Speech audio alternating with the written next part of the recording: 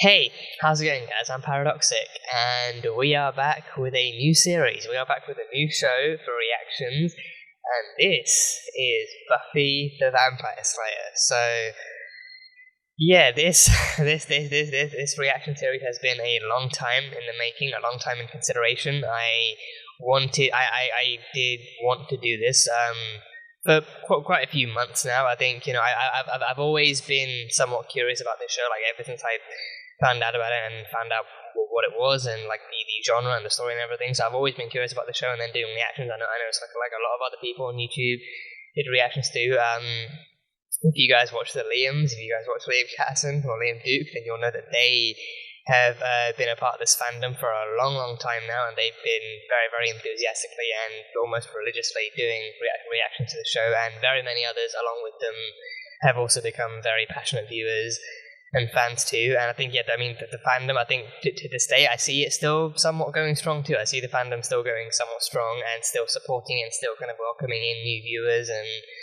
welcoming in new faces into the crowd and everything. So that is very reassuring to see. But yeah, Buffy has been on my list for quite a while now, and especially after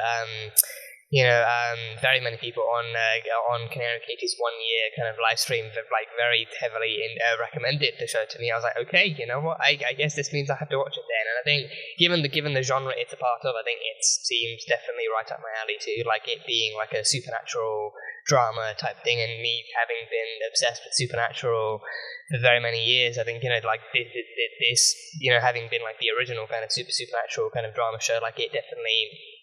I don't think it would be wrong to say that this would have actually inspired shows like Supernatural or anything that came after that. So this is very much like a pioneer in that sense, if I'm using that term correctly. But yeah, I've wanted to do reactions for a while now. I just had to kind of take some time to figure out where to put this into my kind of schedule. And the plan was originally to do this after Good Omens. The plan was originally to actually do this, to jump into this after I finish Good Omens. I haven't finished Good Omens yet, so this will, I think, but I mean, because I'm already like halfway through Good Omens, Good Omens is like a streaming show, so it's like a lot more limited and a lot more compact. I really don't have much long left to go for that, so I figured, you know what, I could probably kind of start this in conjunction with the ending of Good Omens, and I would still finish Good Omens in time, like soon enough in time too. So I could probably, and like Buffy is like 7 seasons long with the classic kind of 22 episode kind of span too. So it really, it's a journey. It's going to be a journey. A journey I can hopefully enjoy with you guys for the first time, and a journey well worth the time too.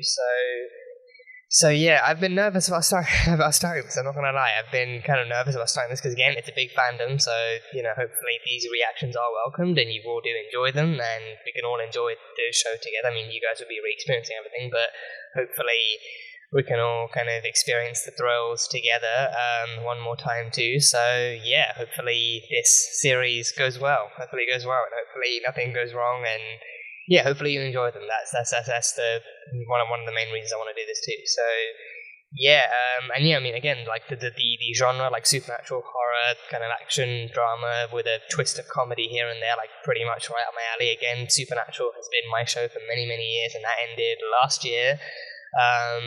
So yeah, and I think even towards the ending of Supernatural, I did kind of think more about shows similar to that I could actually just get into in general, like not even specifically for reactions. And then I think after Googling, I did find out initially about Good Omens, but then I also did see Buffy along with stuff like X-Files and Roswell and stuff. So there's a lot of shows in this kind of like in that kind of bucket of like supernatural or like kind of like mystery dramas and thrillers and stuff like that. But with Buffy, I think I am somewhat like aware of of the story of Buffy, like the fact that it's like the premise of it is that usually you get horror stories where the final girl. I mean, sometimes you can get the final girl fighting back, but then usually you get like the final girl still dies somehow. But with this one, the twist being that not only does the final girl fight back, she knows how to fight back because she's actually, somewhat been like trained to fight back against these kind of threats. So, it is called the Vampire Slayer, but I don't know if that means she's exclusively going to be fighting vampires or if they're actually going to go supernatural style and actually explore other kinds of monsters too, like werewolves or. I mean, I don't know if ghosts are going to be popping up in this, but maybe more like physical stuff and less corporeal. But either way, I don't know. I'm looking forward to getting into it regardless and seeing what it's all about. So yeah, I do know Sarah Michelle Gellar is in this. She does play the rather iconic and titular Buffy. And the only other thing I can recall, I can immediately recall that I've seen her in is Scooby-Doo, the live-action Scooby-Doo, and she's awesome in that. She is awesome. She is just as kind of resistant, and she's just as badass in that too. So I expect nothing but the best from her as well. So like, I'm very used to seeing her like playing iconic roles and stuff. I say iconic roles. Daphne from Scooby-Doo is the only one I've mentioned. So yeah, I am very curious to see what she's like in this, especially after she's helped kind of craft such like a huge kind of character and such a huge kind of world around her. So I am very curious to see how she performs in this and how she kind of goes about slaying vamps and anything else that comes her way. So she's in this. I know Alison Hannigan is also in this. I only know her from I know her from American Pie, but I've never actually watched American Pie. But she's also in How I Met Your Mother. I know her a lot better as Lily Aldrin in How I Met Your Mother. So yeah, but I think this came out like long before they did any of those other things. Like this came out before Scooby-Doo, and this came out before How I Met Your Mother as well, and it also came out before Merlin. And from Merlin, I know Uther Pendragon, played by Anthony Head, is also in this. So a lot of familiar faces, like quite a few familiar faces. James Masters as well. I don't know who he plays. I think he plays like a spiky, white-haired kind of dude. So I don't know if he's like another vampire, or if he's like another Slayer, or what's going to happen, but he's in this too, and he's pretty big. Spiky white-haired dude is pretty big in this. I don't know if that's his actual name, but I assume we'll find out soon enough. James Masters as a whole is pretty big in this, and he was also in an episode of Supernatural. Him and Charisma Carpenter. I think he like he was in an episode. He did have a partner in that episode as well in the actual story. I trust she was also played by Charisma Carpenter, but she's also in this, and James Masters was in this, and they were both in that. And he's also in Runaways too. He's also chased his dad in Runaways. So again, quite a few familiar faces too. So yeah, but yeah, those are the only faces I actually recognize, and I'm sure once we get into the show, I will probably see a lot more and recognize a lot more. But yeah, I'm very nervous to start the show too. I'm actually quite nervous to start the show and start doing these reactions. But it's just like a first time nerves kind of thing. It's just getting into a new thing and also joining like a big giant new fandom is quite a nervous thing too, but hopefully, we're all here for the same reason. We're all here to enjoy a show. I mean, you guys will be here to probably just to re-experience the new thrills and new joys and emotions that come with watching a reactor starting a new show for the first time. So hopefully, we can all enjoy the show again together and see what it's all about. So yeah, I don't really know what else there is to say about this, but it's I think 7 seasons, and I think it was like a cable show too, like an actual network show. So 7, I think it ran for like about 7 seasons and went for the usual kind of 22 episode kind of span. So it's a long journey, and I am here for all of it. And I know there's also the spin-off Angel, which I don't know how or when that takes place in this, but I know that is another thing to dig into. So I'm gonna need to know the timeline on that at some point too. So just my heart's beating. I'm really kind of nervous to get into it, but it's gonna be fun. It's gonna be fun, and we can all enjoy it together. And hopefully we can all enjoy the thrills and emotions. And I said that already. So yeah, Buffy the Vampire Slayer, Season 1, Episode 1, the reaction, and as most of you will know by now, the reactions for YouTube will just be like the highlights and the best bits of the episode, but if you guys want to catch the entire episode, the full-length reaction for the episode, unedited and uncut, will be over on Patreon, so you can go check that one over there. That will be just as much fun. But yeah, and I think this is also streaming off of Disney Plus too, so if you want to get a copy of the episode from there and just sync it up with the reaction, that'll be good to go. And I trust that I've heard that the remastered version is less than appealing to watch. Like the remastered version has all sorts of issues of its own, but the original kind of square box version with its own with the original filming qualities was actually the way it's meant to be watched. So I trust that Disney Plus actually does have that version on it. Otherwise, I'm gonna need to find another site to stream it off of, but hopefully this should go well. So yeah, Buffy the Vampire Slayer, Season 1, Episode 1. Let's go. Let's go.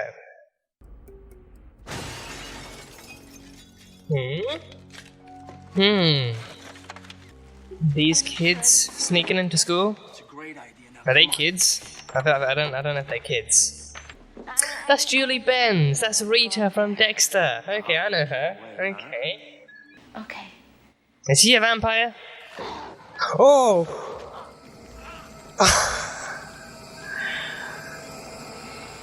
Well, that was a twist. That was a twist and a half. Okay, that was a twist I wasn't expecting. Is he a vampire? No, she's the vampire. Okay. Okay, I really hope spiders aren't too prominent in this. I really hope they're not too prominent. Whoa, demon dude with horns. Lily! And him, Giles, Anthony Stewart Head, Giles, okay. Still can't get over how good that twist was. I can't get over how good that twist was. Is he the vampire? No, she's the vampire. Oh god, I'm gonna love this show, aren't I? I'm gonna love this show.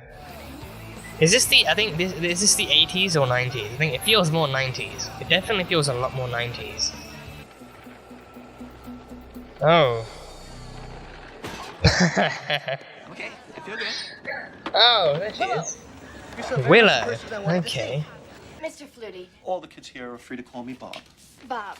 But they don't. I know my transcripts are a little colorful. Wasn't that bad. You burned down the gym. She burned down the gym? I really did. But you're not seeing the big picture here. I mean, that gym was full of vampire... asbestos. Vampiric asbestos. She burned down a gym full of vamps, really? I mean, hey, Sam and Dean would be proud. Yeah. I'm Buffy. I'm new. Xander. Xander. Is me. Okay. Hi. Maybe I'll see you around. Maybe at school, since we both go there. Great. It was nice to meet you. Nailed it. Both go to school. Yeah, nailed it. Hey, you forgot your Her steak. steak. Her wooden stake. She has a stake. She takes the stake to school. Well, she burned down the school gym, so I'm not too surprised. Probably had like a lighter on her as well. Hi, I'm Cordelia. I'm Buffy. Cordelia. A lot of new If you're looking for a names. A textbook lot of of your names. very own, there's probably a few in the library. James Spader. James He Spader. needs to call me.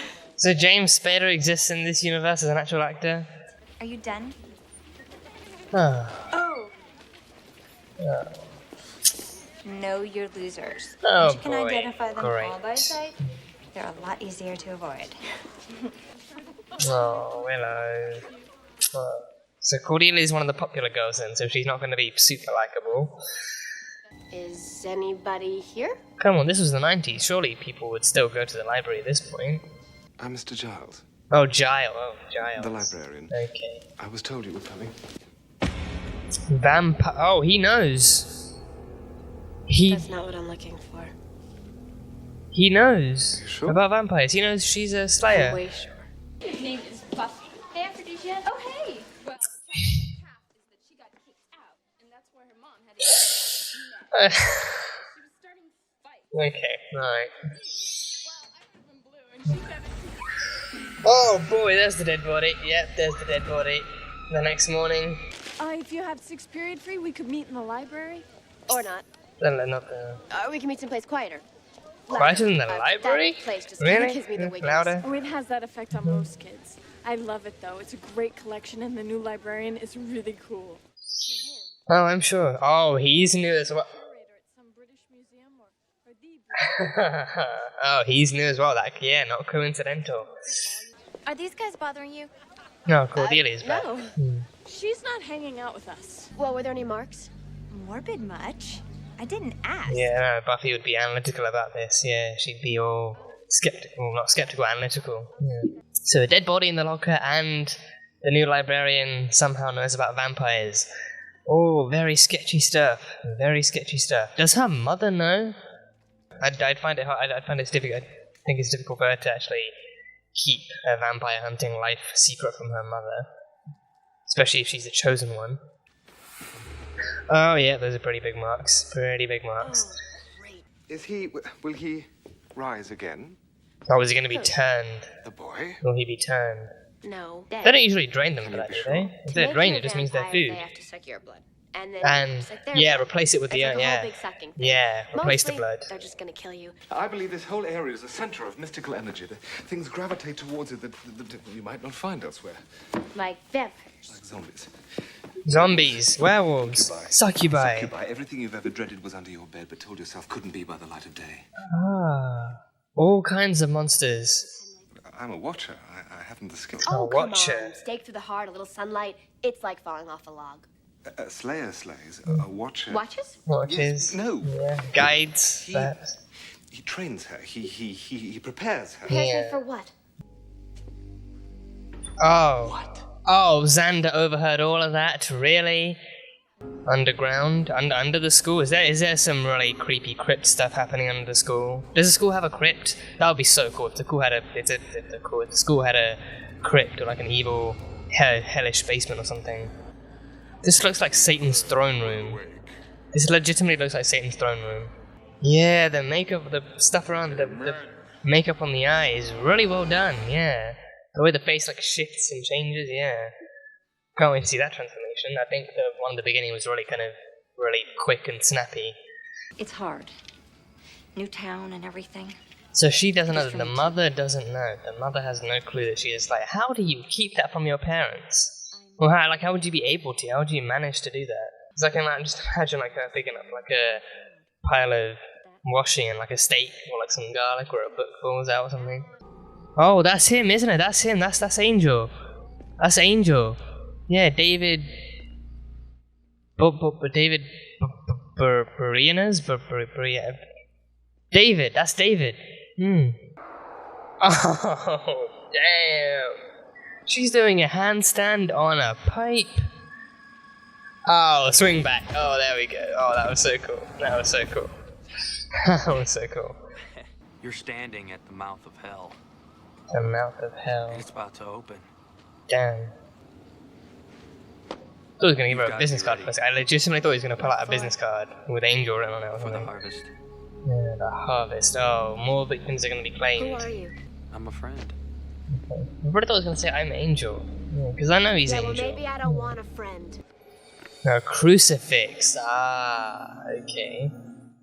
So I take it those laws still apply in this universe then, like crucifixes and... steaks work, so naturally crucifixes and garlic and sunlight and stuff would have to work. So are we only going to see Angel at nighttime then? Is he not going to have any daytime scenes? It's hard for me to say anything cool or witty or at all. I can usually make a few vowel sounds and then I have to go away. It's not that bad. That's a... No, it is. I think boys are more interested in a girl who can talk. Is she into, like, girls? Or is she... I mean, you don't seem to... I mean, probably wouldn't be too easy to come out in the 90s, but... Seize the moment, because tomorrow you might be dead. That's a hell of a philosophy. Yeah.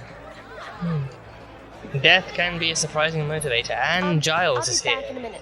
The librarian is at a club. Much rather be at home with a cup of bubbrin and a good book. Very librarian. Very librarian. Something about the mouth of hell. I really didn't like him. So Giles doesn't know about Angel, or he doesn't know Angel? Maybe he does and he doesn't like him. It's not as though you've been having the nightmares. Ah, he knows about the mares. He knows about the nightmares.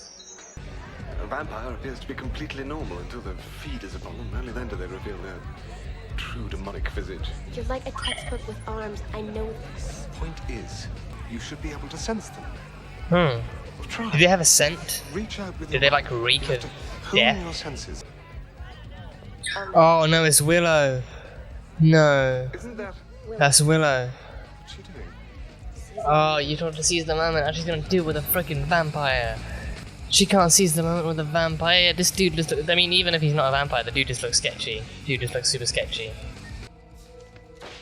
Oh, damn. Yeah, forget the hand homemade card steak. Just snap a freaking stool leg off. Yeah.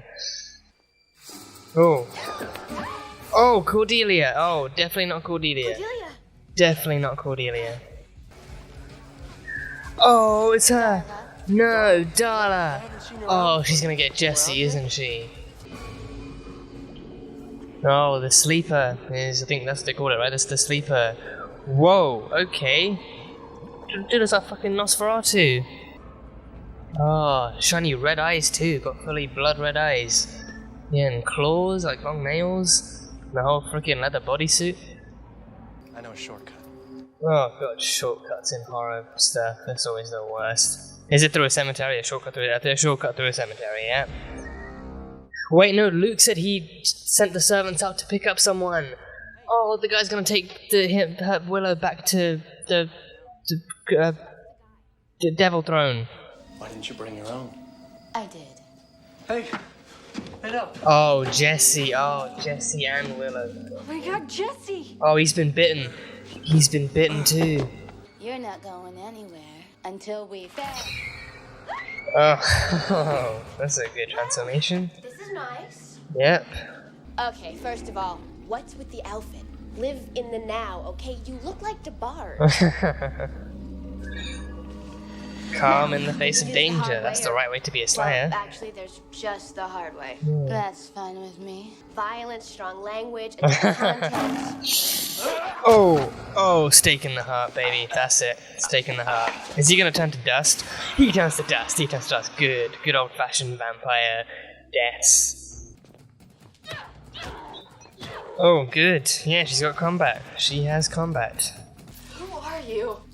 Don't you know? She's the chosen one. Oh, damn. Oh, no. Oh, it's Luke. It's Luke. Oh, no. I'll see if I can handle the Okay, take out Luke. Take out Luke. He's the direct second in command. Take out Luke. Oh, yeah. Strength and skill, bitch. Yeah. She's the chosen one. Yeah. Oh, no.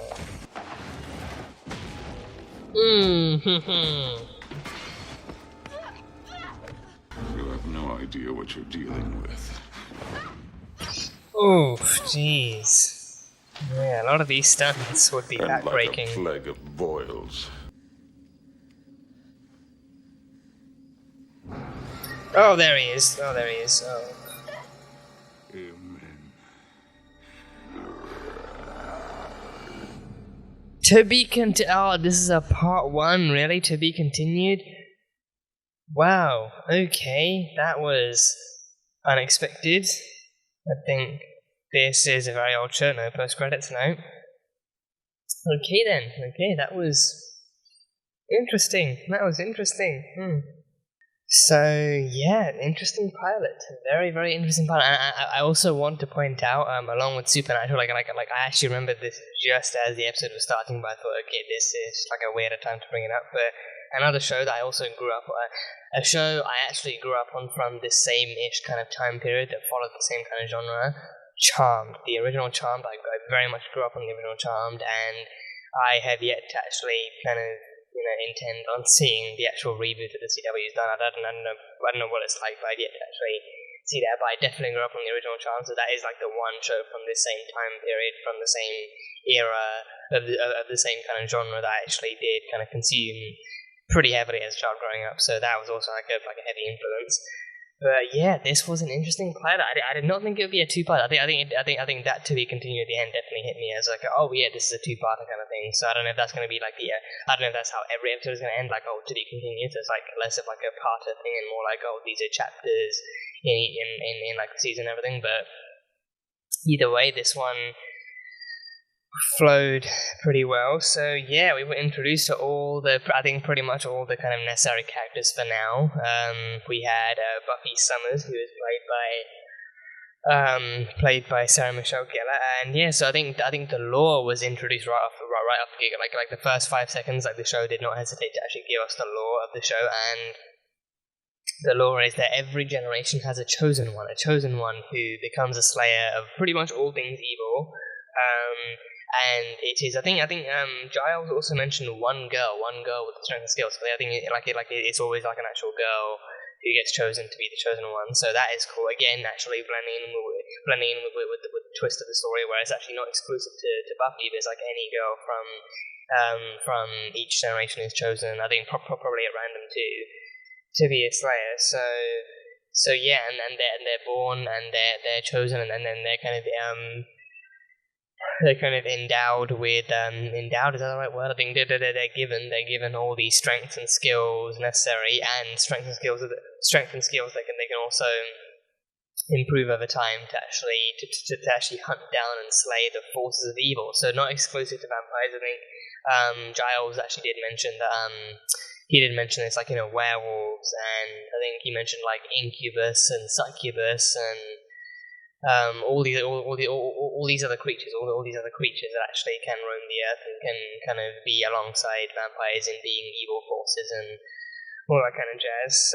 So yeah, Buffy is the new girl, but Buffy is also the new girl at the school at Sunnydale High School, so she has to deal with that. And I think one thing I did appreciate was them actually kind of giving her this whole kind of double life kind of dilemma to live, like kind of like being a superhero too, because I think in this kind of context, she very much is a superhero as well. Like she's the one person with the abilities and with the kind of strength and the kind of, you know, the duty to actually eradicate the evil and save the day and everyone. So I think that kind of superhero kind of persona given to her is very apt and very suitable, and I'm very much looking forward to seeing how Buffy actually pulls it off and how Sarah pulls it off playing Buffy and everything. So that should be fun. But she's originally from California, originally from LA, and I'm pretty sure like LA is the city in California. Like California is the state, I'm pretty sure.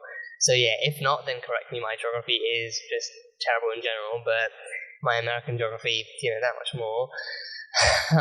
So she's originally from California, and she was kicked out of her old high school after she burned down the gym, and she had a good reason. She had a very good reason for burning down the gym, which was that it was actually full of vampires. So she did start a lot early. She did actually start, I mean, presumably also a bit younger too, but she did start a lot early, and she actually did actually get into hunting and slaying a lot earlier. So then she eventually got kicked out of her school for having burned the gym. So I mean, that makes you wonder, right? Did they not find anything in the gym afterwards? Like, I mean, she burned down the gym presumably to contain them, and then actually get rid of them afterwards. And then burning would likely work. But then, I mean, if the vampires then turned to ash, then there would be nothing to find. So then they would just really look like she just kind of burned the gym down and then went off with it. So I guess not.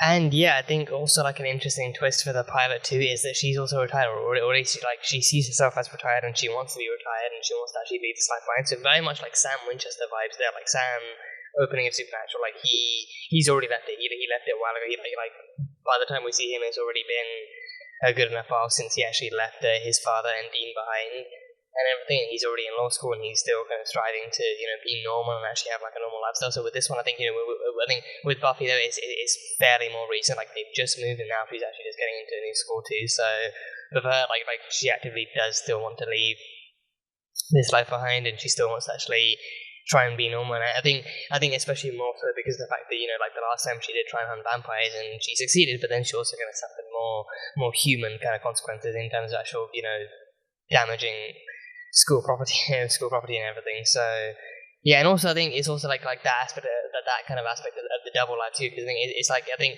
when it comes to these kinds of stories where the character does live a double life, you can kind of get like a mix and match kind of thing, where on the one hand it's like, oh, I'm gonna fight to try and maintain two lives, and I'm gonna try and fight to be the best I can be, and then the other one where it's like, you know, oh, I'm tired of having to live a double life, I just really want to leave this stuff behind and try and be normal, try and go the easier route of actually worrying about being human and doing human things and stuff like that. So I think with Buffy it might be that too, and also the added pressure of being the new kid too. Like being the new kid, you have to kind of make that kind of first impression, and you have to try and establish your own grounding and in your own place on that kind of ground of already pre-existing relationships and societal and kind of cultural kind of norms and all that kind of jazz. So I think, you know, I think not only being a slayer but also being the chosen one, being the chosen one, being the slayer. So I think it's like, so that makes one is no one else allowed to be a slayer when Buffy is one, because she's the slayer, she's also the chosen one. So it's like, is no one else even allowed to try and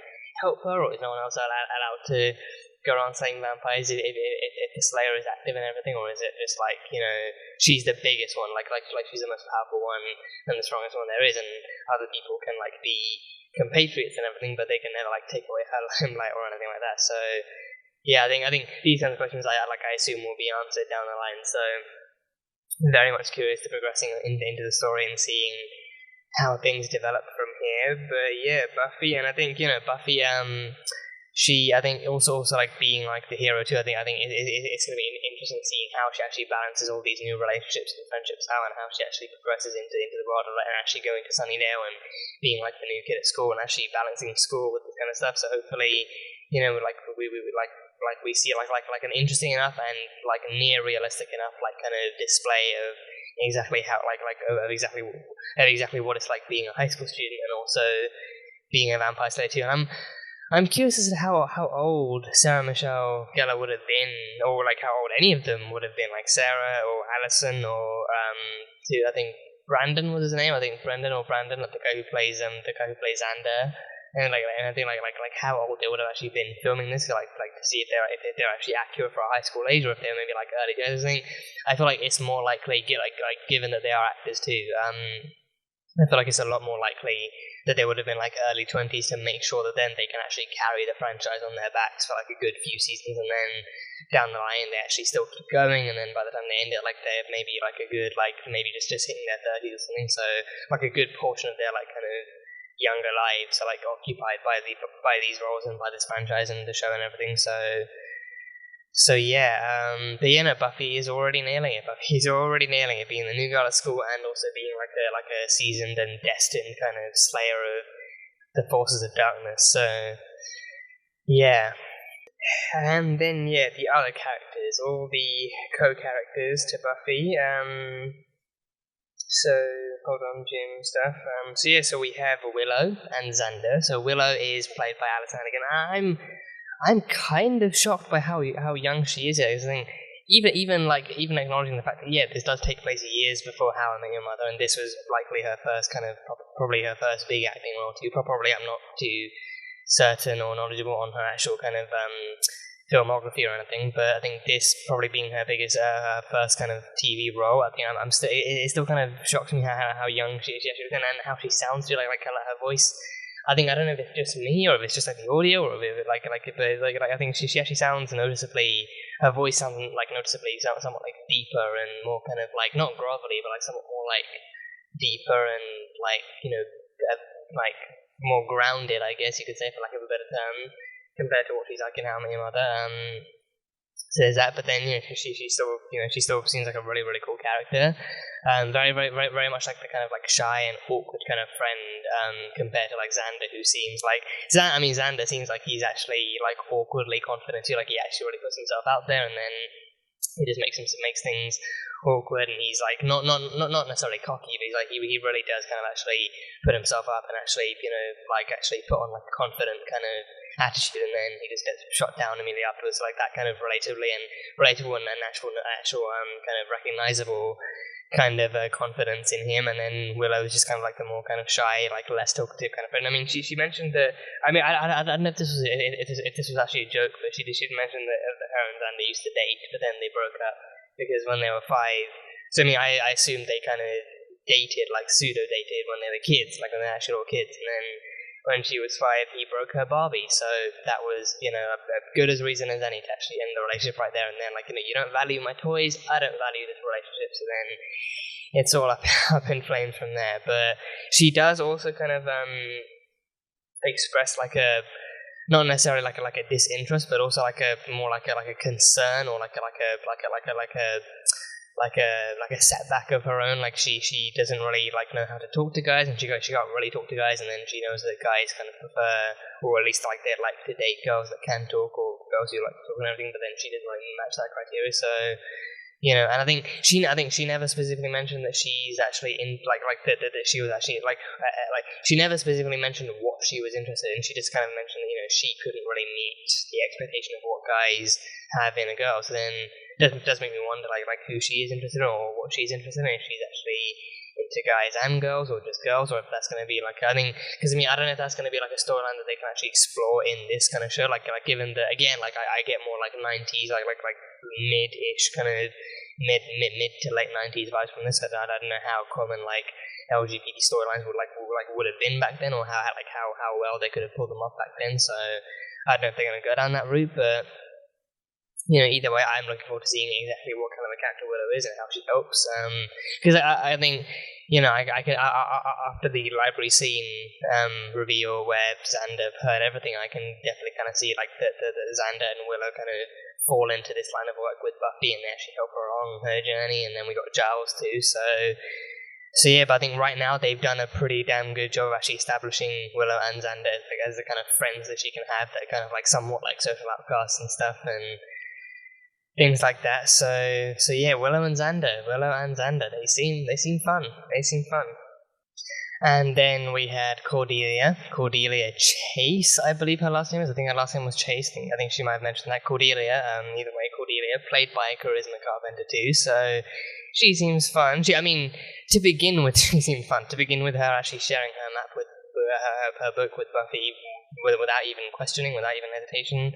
That kind of seemed like a fun, friendly classmate thing to do. And then later on, it's revealed that she is actually one of the popular girls, and she kind of judges people based on their societal kind of measure and their coolness and all that kind of crap and everything. So, I don't imagine she'll be a truly unlikable character, or like a truly hated character, or like a hateful character or anything, but I think she is going to fit that kind of generic mold of like, oh, she's one of the cool kids, one of the popular girls, and she knows all the, like what to do and what not to do according to her little book of rules. I think she's going to be that kind of character. So I think I am curious as to how like that's going to fit in. I think, I would say I'm curious as to how she's going to fit in that sense, but I think, again, she's going to be the one bringing Buffy back down to the ground with her more human life, with her trying to fit in as an actual high school student.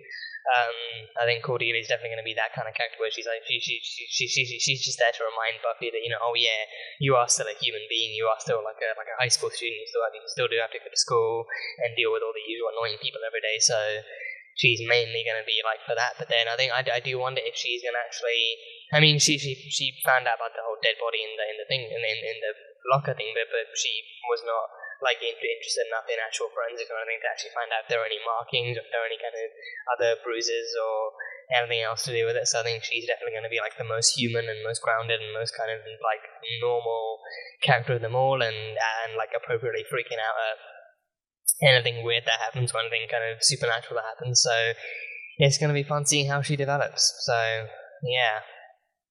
And then we have Giles. So not Giles, but Giles. I think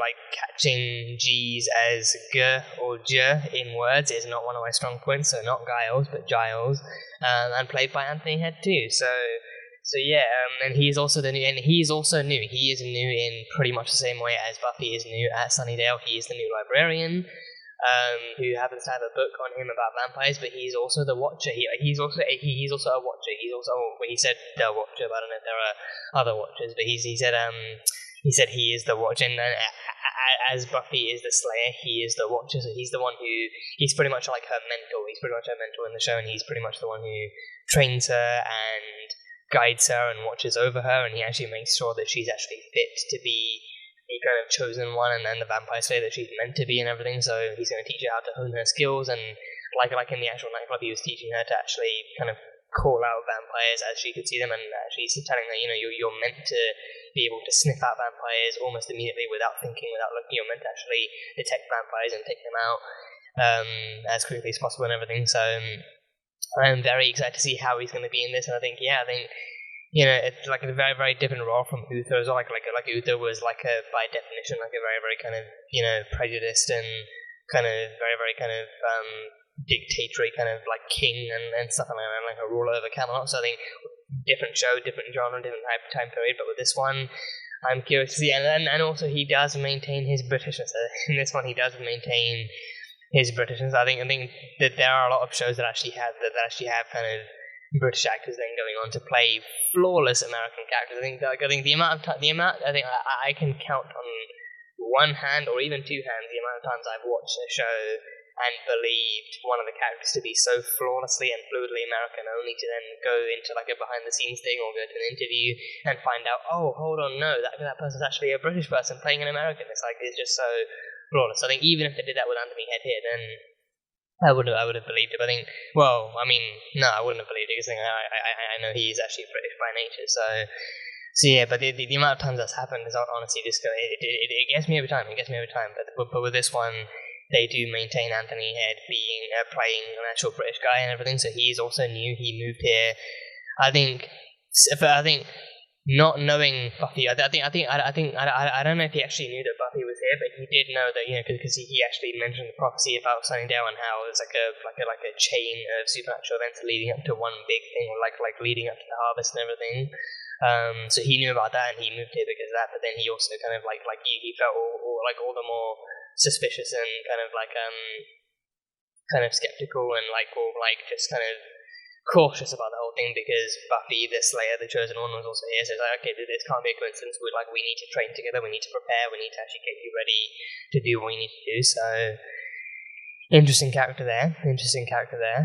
So yeah, there are going to be supernatural. I think he mentioned that the boy's death in the beginning was the first of many, and he was prophesized to be the first of many, and it was just going to be one in many, like a chain of supernatural events that lead up to the one big thing, which I can't tell if the chain of events leading up to the big thing is the harvest, or if the actual big event. I think that would be. I think the chain of events could be the harvest, because then the harvest is when they actually pick out and they actually abduct and they abduct random people to actually be fed to the master, and then the master walking the earth. That's the big prophecy. The master actually regaining his power, regaining his strength, and regaining the ability to do the things to the scale that he does. That is actually the big prophecy, and then the big event. So I think that must be what the harvest leads to. And so the harvest is actually like a harvest. You take everything in, you pluck everything up, and you get it ripe and fresh and everything. So then that must be the harvest. And then people actually. So then I think Willow was going to be first. Because then Darla completely drained the other guy, and she took that blood for herself. But then Willow was actually the one that Thomas was actually meant to take to the master. So Buffy got there just in time. I knew as soon as I saw that guy, I figured, okay, even if he's not a vampire, he looks really sketchy. He looks really, really sketchy. He doesn't look like a guy that's actually safe for Willow to be around. So even if he's not a vampire, worst case scenario, he's a creepy dude. But then, best case scenario, he's a creepy dude that you can handle in a normal fashion. But then worst case scenario, he's a vampire and you need to stick to the heart and dust them away. And I'm glad they do that too. I'm really glad that they actually have the dusting effect for the vampires too. I think, for back then too, it would be really simplistic. It would be really simplistic too, the body just kind of exploding in a puff of smoke or puff of dust. But then the transformation too seems a lot more really kind of really not bad but really obvious video editing too. It seems a lot more like they shoot the actor making the face a really scrunchy nose kind of vampire face, and then they actually shoot them again, but this time having prosthetics and then makeup over the faces, and then they actually just have a fading transition over those two clips, instead of, because I think the clip I remember seeing is the face actually morphing in, so they make the face and then their facial muscles actually morph into really wrinkled and crinkly kind of like that kind of expression. But then with this one, I think it's pretty early in the show, so maybe they just don't have the budget for that yet. But then for this one, it seems more like obvious, again, not bad, but just kind of obvious kind of faded transitioning from a normal human scrunch to the vampire face and the fangs and everything, and then they even have really cool fangs too. So that works. But yeah, I think the upgrade for the transformation is easily one of the things I'm actually looking forward to for this show too. So yeah, I think because that transformation again, seeing it as a kid, it was scary enough. I think part of me was also kind of impressed at the actual kind of capabilities they had. They can actually make someone actually turn into a vampire. Because I think especially back then too, I think the only vampire looks I was aware of was actually the classic Dracula look, where he doesn't necessarily have a distorted face, but he just has the fangs and maybe the red eyes. And I think even in this one, the master actually has the glowing red eyes too, and he has a permanently distorted kind of face too. So I think for him, he can't, or he doesn't, or he actually doesn't have the power to morph his face back. So for now, with his weak power, he's just permanently frozen in a vampire state. And even Luke was too, Luke had his face permanently in the vampire form. So So it must take power to shift back and forth. So I think maybe also the fact that it's actually like their natural form, their true form is the vampire form. So then it takes a lot less energy to maintain that appearance than it does to actually maintain the human appearance. And then maybe even for Darla, maybe that guy that she drank dry was actually just like a recharge too. Maybe actually, as vampires usually do, like actually drinking blood kind of gives them the energy and ironically enough, it gives them the life they need to not be alive and to actually maintain their kind of continued kind of monstrous presence in the world and everything. So yeah, maybe actually maintaining like a human looking form takes more energy than it does to actually go back into their true form. So yeah, that's cool. But yeah, I think so supernatural events actually leading up to the Master walking the earth. So that is the prophecy. So yeah. I think they were chanting the sleeper. So I think that place, that underground crypt thing, I think it must be under the school, right? Because I think the camera transition to begin with did actually go from the school, or the outside of the school, to through the ground, to through to what the thing was. And I think honestly, it looks like Satan's throne room. I won't lie, it just gives off Satan's kind of throne room kind of vibes with the red lighting and the broken kind of environment and stuff, like pillars toppled and shit. And then there's like a chair. I mean, not necessarily a throne, but still like a chair. And then the big puddle of blood in front of it and everything. So yeah, the more lives they take, then I think they took one life. They took that guy's life in the beginning. Dadal took his life, and then I think at some point then the sleeper got enough power to rise again from the blood, and he became that. I think he honestly looks like Nosferatu in another jacket. So that's fun. That's pretty. I mean, if they're going to try and replicate like actual known vampiric kind of entities, then doing a pretty good job already. Like bald and scrunchy faced and teeth and red eyes and everything. So it's a beautiful touch. But then that guy is the master. That guy is the master, presumably like the master of all vampires and like the leader of all vampires and everything. So it's his destiny to actually walk the earth and free the earth of like mankind, like Luke reciting those kinds of lines and everything, like saying like, oh, mankind is the boils covering the earth, and the master's gonna walk the earth, and the earth will run with the blood of man, and all that kind of jazz. So then the master is destined to walk the earth and kill all of humanity. And I think maybe even turn some of them, because I think they did. I think Buffy did actually even acknowledge the actual transformation, like how that works and how it's cool. So I think like draining you completely just means that they're feeding off of you and they kill you, but then they drink some of your blood to replenish theirs, and then they give you some of theirs to turn you, and then that's what actually turns you into vampires. So I think that kind of addition, like that kind of establishment of lore is really cool. And she just happens to keep like an actual kind of stake on her at all times too. And even I love even her level of improvisation, where like she keeps a stake on her at all times, but then even if she doesn't have that for whatever reason, she can easily just right place, right time. She's underground in the basement of the bar and everything. She can easily just like snap off like the leg of a wooden stool and just like, yeah, nature stake right here. This is just gonna work. This is gonna work just fine. So her improvisation skills will come in very, very handy and stuff, and especially if she's like disarmed or something. And her movements too. Her moves like actually doing like a handstand on like the pole and then coming out swinging, and giving Angel like a swift kick in his backside and everything, and even actually like doing little kind of like flips with the stake and stabbing Thomas with it, and then like all of her moves are super acrobatic and super cool. So seeing how she can actually physically handle herself, and also like her attitude too, she's not being overly threatening, she's not being too overly threatening to the vampires, or telling them like oh, get out of here, I'm gonna kill you and stake you to death and all that kind of cheesy crap. But then she's actually like, for one thing, calm in the face of danger, because she's done this before, but also like actually putting up a bit more of like a kind of sarcastic, kind of like snarky kind of attitude, and actually trying to like talk her way through the situation as any kind of scared and sarcastic human would. So I think she also maybe have the mindset that like being afraid is normal, but then her being a slayer, she uses her fear and her worries to actually push her forward and to power her through, and uses that adrenaline to actually fight and push her through. So it makes her even stronger. So That's her, and yeah, so the Slaver, powered by the harvest, and will walk the earth to rid the world of mankind and drink all their blood. So that's very fun. That is very, very fun. And then we met the man himself. So I think I did mention this before, but I do know that David. I don't know how to pronounce his last name, but David Boreanaz or something. David B. He plays Angel. So I think I mentioned before, Angel is the spin-off that comes off from Buffy. So I don't know if that means he's gonna. I don't know how that works in tandem with Buffy. If he's gonna go away and have his own show, if he's actually gonna have his own adventures in Sunnydale, or what's gonna happen.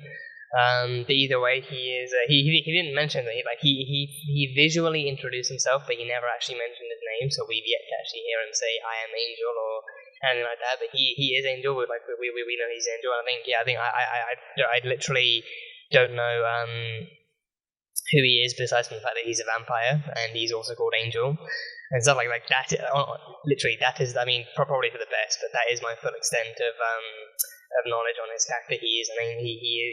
I don't know if he is an angel, but he is Angel, and he's called Angel, and he is a vampire. And in this one, he's not nearly as antagonistic as any of the other vampires. He's actually here to warn Buffy. He's actually here to warn Buffy and actually warn her of the coming harvest and to warn her of the coming dangers and everything. So I think that does make me wonder. I think that also does put an interesting spin on things where, her line of work is literally to actually eradicate to eradicate vampires and get rid of them all. And then here comes one vampire who potentially poses as like an actual potential kind of ally or some kind of willing kind of helping hand or something. So he apparently wants to help her he apparently wants to help her kill all vampires because he said, I want what you want, which is to kill them all. So he for some reason wants to help her kind of be aware of the coming threats and to actually help her take on threats before they kind of become too big to handle and everything. So he's here to help. He's here to help with the killing of his own kind. So that does make me wonder what kind of character he is, in the sense that does he embrace the vampire side of him, or does he deal with it, or how did he become a vampire? Was he turned? Was he born? Can vampires be born in this world? Is that a possible kind of thing? Because vampires are still technically the undead. So do their bodies still work in a way that they can actually reproduce? Did Angel get born from parents, or I don't know. But either way, again, questions that I ask, I trust that these may or may not be answered in the actual show itself. But if not, then feel free to actually let me know your own thoughts and any tidbits. But otherwise, any kind of story details that will pop up later in the show and later in the season, then I'm more than happy to experience them as the story flows at its own pace and to learn along with the story and its pace and everything. But Angel is here. Angel is now here, and he, is now aware of Buffy, and Buffy is aware of him. But Giles wasn't aware of him. Giles did not know about Angel. I think either he didn't know, and he was surprised that there was another person in town who knew of what was happening, or he does know Angel, and he doesn't really like him because he's a vampire. And then he's like, well, I sure hope it's not Angel, because I told him never to set foot in. We're within 10 miles of me or you or anyone else. I think I'm kind of trusting more that it's the fact that he's surprised that there is another person here who actually knows what it is, but then maybe he doesn't know it's Angel. Maybe him being a watcher, him being the one actually destined to not only analyze threats like vampires and other supernatural beings, but also to actually to relay those threats through to the Chosen One and actually help her kill them. I'm guessing he's going to be very, very surprised actually to meet a vampire who's actually willing to help the Chosen One, to actually willing to help him kill his own kind too. So with that kind of stuff, I'm all the more interested to find out what kind of vampire and what kind of character Angel is and how he's going to be approaching the whole situation with Buffy. But all in good time. It should be an interesting enough journey. So Angel showed up. Angel and he gave her a gift too. He gave her a crucifix. So I do trust in that case then that the vampire stuff in the show does follow the same kind of traditional, more classical, where it's vampires can be taken out by garlic or sunlight or stakes. Because Buffy uses stakes, so stake through the heart works very well, as we've seen. But also the whole nighttime thing. So then that makes me wonder, are we just not going to see any daytime scenes with Angel? Are we not going to see any? So is he literally going to wait for sundown and just going to rush out the house or rush out wherever he lives and actually chase down Buffy and get information and do stuff like that. I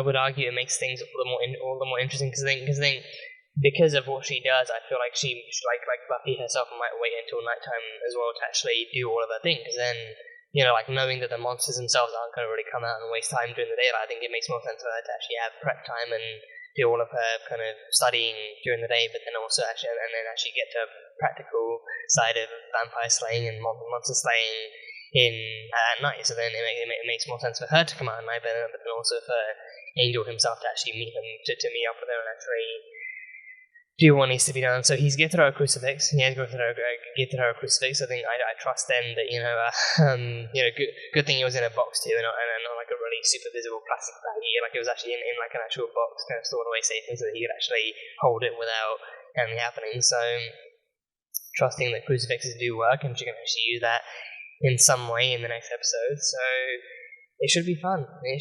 So that was Angel. And what surprised me in terms of the whole double life thing even more was that Buffy's mother doesn't know either. So I think I am all the more. I mean, I don't know. Maybe you would think that after years of consuming Spider-Man stories and actually managing to actually see him semi-successfully navigating life being Spider-Man without his aunt knowing, you'd think, oh, then Buffy can do what she does without her mother knowing. But I don't know why. Like why it struck me is even more peculiar that, you know, like that she can actually do all of this. Because then, how would her mother even take the news that she actually burned down her gym to begin with? Because then, you know, like I mean, Peter can do anything as Peter Parker doesn't do very many damaging or remotely suspicious things as Peter, besides from running off whenever danger comes and then reappearing as Spider-Man. But then that's it. But then with Buffy, it's not like Buffy doesn't actively get suited up and put on a mask. But I mean, it might help, but then she doesn't actively suit up or put on a mask, but then to actually disguise her identity when hunting slays. When hunting slays, she just does it as Buffy Summers. That's it. But then. So then, because of that, it was known to the school and the students and her mother and everyone else that, you know, Buffy Summers was the one who burned down the gym at her old school. So then I'm curious as to how that news could have gone down with her mother and how it could have gone down with people that knew her. So then, with that kind of thing as well, you know, it does make me all the more curious to actually know exactly how she how she hid or how she hides her vampire slaying life from her mother. Because I say that, but then it's again, it's based on the fact that there was no direct indication in this episode that Buffy's mother actually has any idea what she actually does when the sun sets. So it's based off the kind of assumption that, oh yeah, Buffy's mother doesn't know and she has no idea she's the chosen one. But then, you know, it's I don't know how it's something you could avoid, or how because Buffy never knew Giles until now, so then there's no telling who could have been her watcher before. Maybe how she could have gotten along being a Slayer without having a watcher, and the question of how she got into the life without her mother knowing also raises questions too. At what age would she have started hunting, or at what age would she have actually discovered that she was a Slayer, or she was the chosen one, and started this kind of endeavor, how she could do that behind her mother's back so fluidly, and then to get to where she is now is what kind of raises questions for me. So I think maybe her mother does know, but it's not revealed yet, or maybe she's just that good. But yeah, I don't know, it seemed kind of peculiar to me. So yeah. Yeah, that's pretty much all I've got. It's pretty much all I've got so far. I think for an introductory episode, it seemed very, very well written and very well executed and very well made and everything by everyone involved. So I am definitely looking forward to more of this, and I'm hoping you guys enjoyed it too. I'm really hoping you guys actually enjoyed this reaction, the first of many. I assure you, the first of many, and hoping we can actually get through this journey very fluidly and very enthusiastically and very in an enjoyable way. So hopefully you guys look forward to these reactions, and hopefully the fandom is welcoming and stuff. I'm hoping, you know, I'm not too late to the show or to the world or anything. You know, again, I was only about 5 or 6 when the show was airing, so not exactly the best age for someone to get into this kind of show. So yeah, and I think one other thing I forgot to mention. I think in terms of the humor and stuff, and this being like a this being like a kind of 90s style show, I think the humor, especially like the comedy, especially like in this episode alone,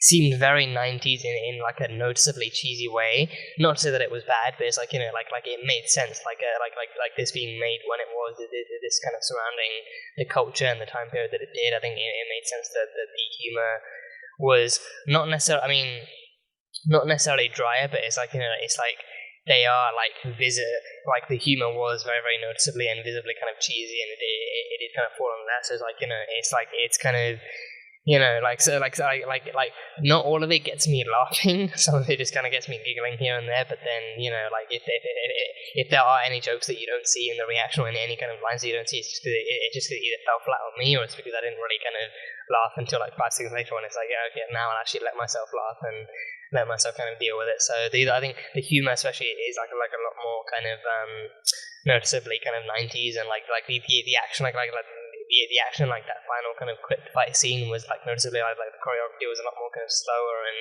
like a lot less kind of hard hitting, because again like back then they would have had the emphasis of, you know, oh, don't actually hit them, just kind of like do like a soft punch and like a tap and like a twist and all that kind of stuff. So like a lot of what, like a lot of the 90s kind of like a lot of the restrictions of the 90s I feel are very, very visible in this, but then it doesn't really weigh it down for me. It's just like it's just like very noticeable for me. So that just kind of it's just kind of there and I see it. So there's that. But other than that, it's great. Other than that, this was a great first episode, and I really can't wait to get more into it and share more reactions and emotions with you all. So hopefully this is great. But yeah, for now that is pretty much it. For now that is pretty much all I have. So any details I missed out on, any details that you think I might have misinterpreted or something, then feel free to let me know. Any story details that will be kind of revealed further on down the line, I am more than happy to experience it as the story goes on. So just be wary of like spoilers and stuff, and, you know, keep the comments safe and, you know, nice and fun and,